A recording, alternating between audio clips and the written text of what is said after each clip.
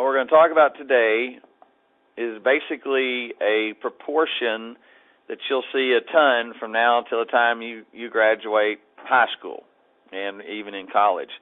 The proportion is this. The proportion is A over B is equal to P over 100. Now, this proportion is used for several different types of problems. Okay?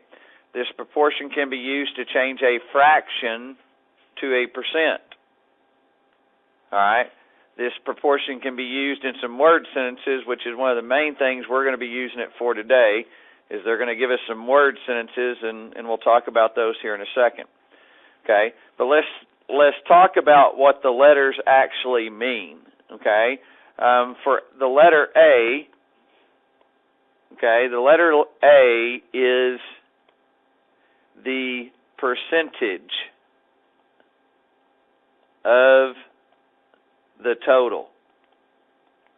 Okay, there is a difference between the words percentage and percent. Okay, a percentage is what you're getting. For example, if I got 10% of $1 million, my percentage of 10% of $1 million would be $100,000. Okay, $100,000 is not a percent. Okay, it's a percentage of the million. Okay, and so the A is the percentage. The B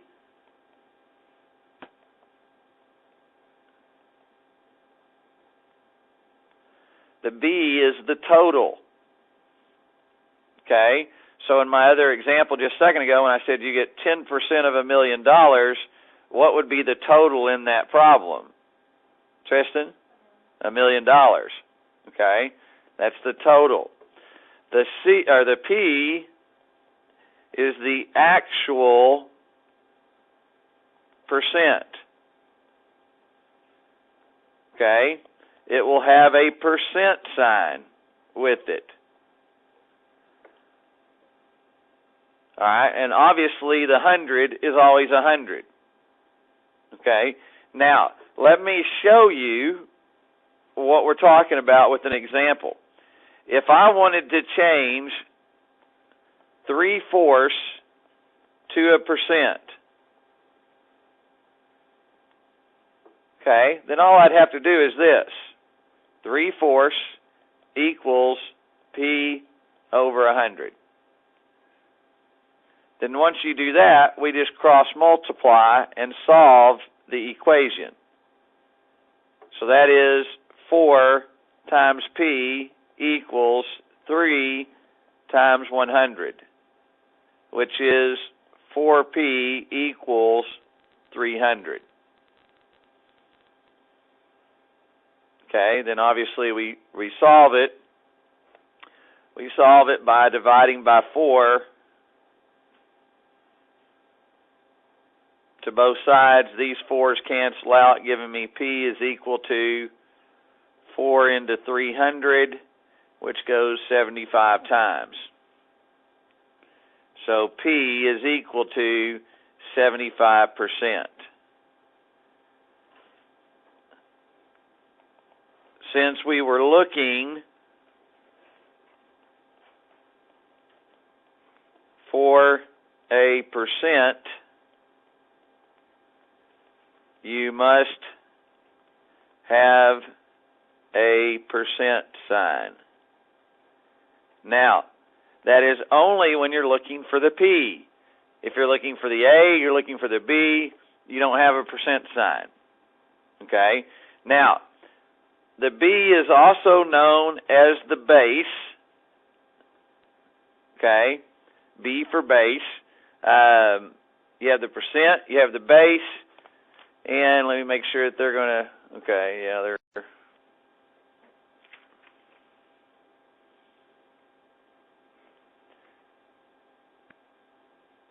and what they're going to call this sometimes is part of the base. Okay, that's the terminology that you're going to use in this section some, but it's also known as the percentage. All right, now, let's look at some actual word sentences. Now, in the last two sections, I believe it was in section 1, let me make sure. In the last two sections, they have some tables of common percents. Okay? Like in the other table, it was 10% is 1/10, 20% is 1/5, 25% is 1/4, so on and so forth.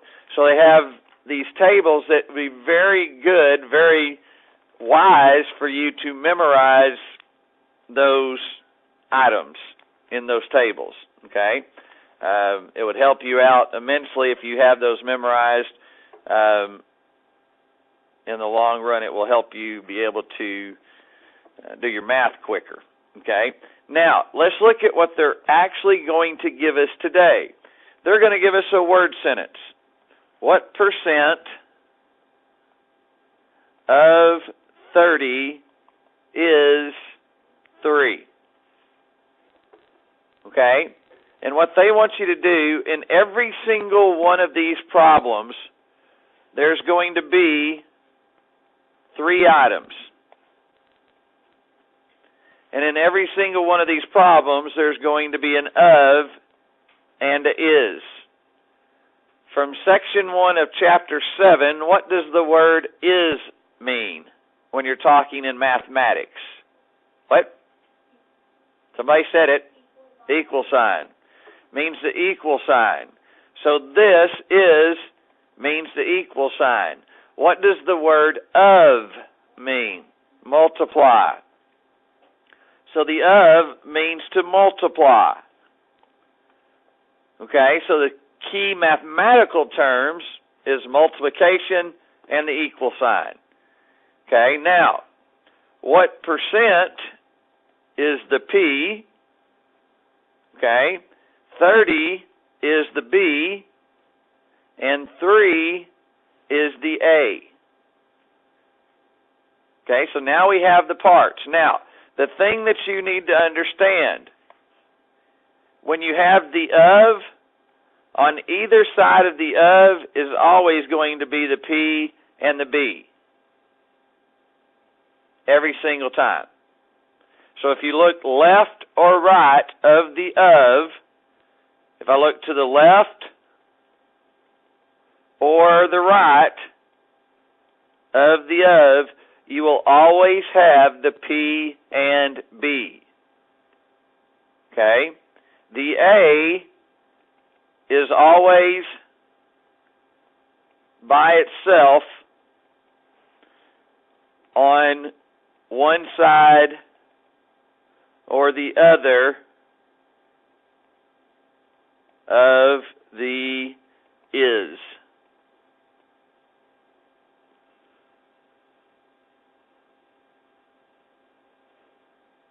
All right? Now, let's actually solve that problem. So our A is 3, so I have 3 over 30 equals P over 100. So I'm looking for the P. That's why it says what percent. Okay, now you just cross multiply. 30 times that, 3 times that. So that gives me 30 times P equals 3 times 100, which is 30P equal 300. Now I solve it. I solve it by dividing by 30 to both sides. Well, those zeros right there cancel out. So 3 goes into 30 how many times? 10 times. Am I looking for the P? Huh? Yes. So I put a percent sign with my answer.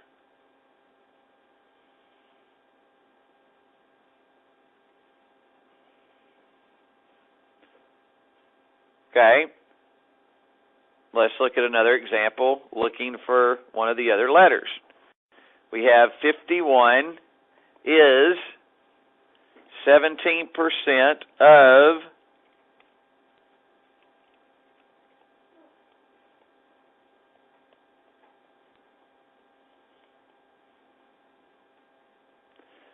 51 is 17% of what number?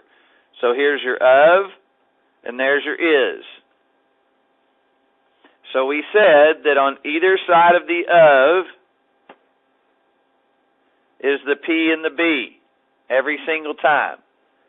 Well, obviously, which one is there? The P or the B? The P, because we have a percent sign. Okay?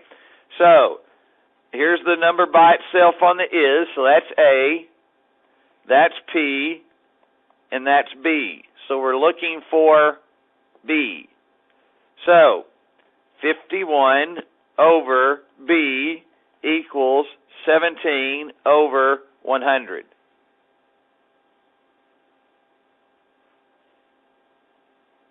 So that's your proportion. Okay? Now we're going to cross multiply. B times 17, 51 times 100. So 17 times B, okay, is equal to 51 times 100. So that's 17B equal 5100. So now we divide by 17 to both sides. Leaves me with B is equal to, well, 17 goes into 51 how many times? 3 times. And then I have 2 zeros left, so 300. No percent sign is needed. Okay, because we're looking for B. You cannot put a percent sign. If you put a percent sign, it will be wrong. Nicole? Do what? Are they going to tell you what the numbers are? No, you have to figure that out. That's what we're doing. That's what I'm showing you. In other words, you're just going to get the sentence. The sentence you're going to get is 51 is 17% of what number? And then you have to go in and decide, okay, which one's A, which one's B, which one's P. Obviously, the P is the easiest one to find because it's either got a percent sign or it says what percent.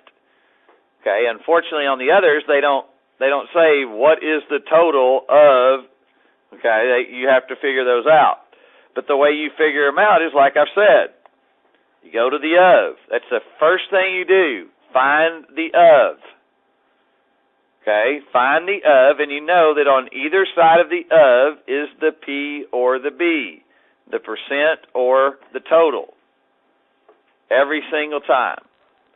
All right, now let's look at the last type of thing that they look for. This one here says, what number is 14% of 350?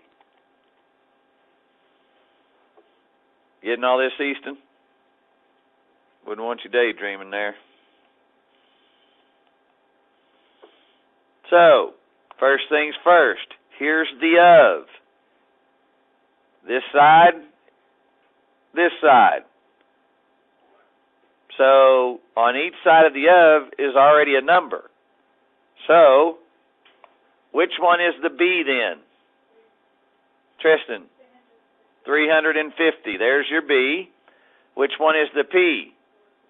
Obviously 14% because it has a percent sign. So then what we're missing is this one. There's our is. So this one has to be the A.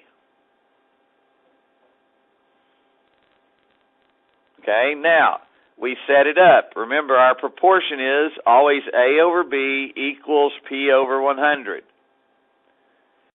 So that gives me A over 350 equals 14 over 100.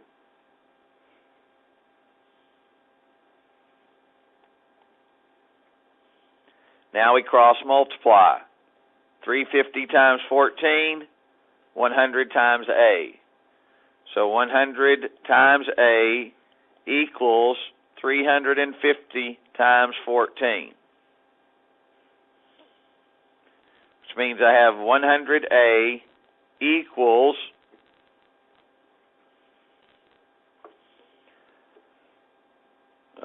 4,900.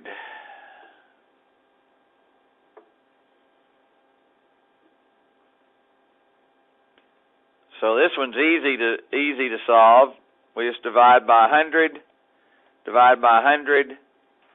Those two zeros cancel each other out. So that leaves me with A is equal to 49. No percent sign is needed because I'm not looking for the percent.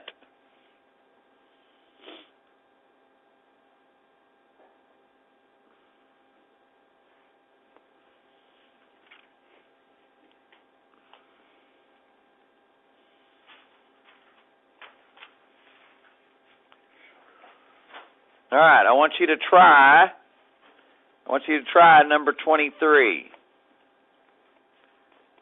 Try number 23, and it says 18 is 45% of what number? Okay, try that one. Stand it. So we have here's our of, one side, second side.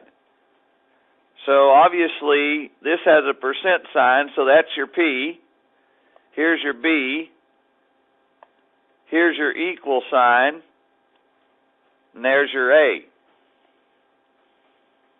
Okay, so we set it up. That gives us 18 over B equals 45 over 100. Then you cross multiply. B times 45, 18 times 100. So that's 45B 45 times B equals 18 times 100. So that's 45B equal 1800. Now we solve it.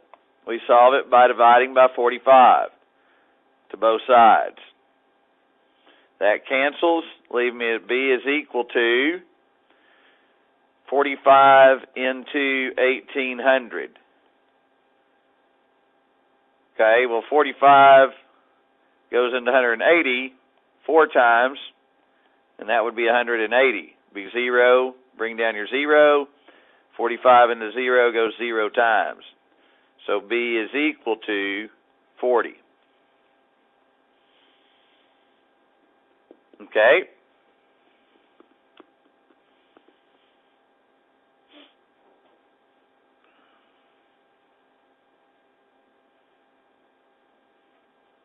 All right.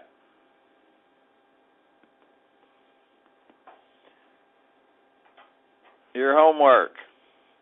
Still got almost 20 minutes left in class. Got 15, closer to 15. We've got 9.2. Number 8, number 9. 12 through 26. And then 28 and 29.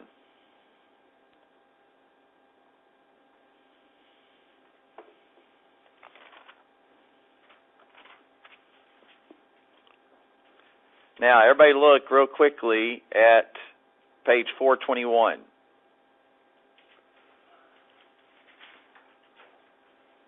Okay, everybody look right in the middle where it says common percents. Okay, what's the first percentage they give you? 12.5, and what is 12.5 equal to? 1/8. Okay, so if you go to page 423, look at number 25. Number 25 says, what number is 12.5% of 64? Okay, well, we know that this is 1/8. Okay, so there's two ways you can set up your proportion. You can set it up as A over 64 equals 1/8 over 100. Okay, or you can set it up as A over 64 equals 12.5 over 100. Okay, either way, you're going to get the same answer. If we cross multiply here, then what we get is 100A is equal to 1/8 times 64.